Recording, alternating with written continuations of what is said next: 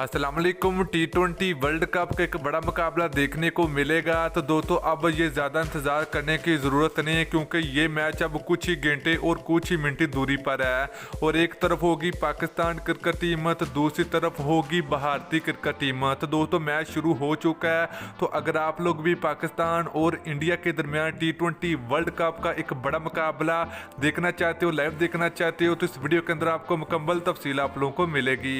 तो दोस्तों ये बहुत बड़ा मुकाबला है, ये तो सालों और सदियों बाद देखने को मिलता है। तो अब एक बार फिर दुनिया की दो बड़ी और दुनिया के दो मुल्कों के दरमियान एक बड़ा मैच देखने को मिलेगा। तो दोस्तों अगर आपने अभी तक इस वीडियो को लाइक नहीं किया तो वीडियो को लाइक करें, उसके बाद चैनल को सब्सक्राइब करें और बेल आइकन जरूर अनेबल करें, ताकि आप लोगों को मजीद क्रिकेट की वीडियो मिलती रहेगी। तो चलिए दोस्तों आपको बताते चले कि पाकिस्तान और इंडिया के दरमियान 24 अक्टूबर को रात 7 बजे एक बड़ा मुकाबला शुरू होगा।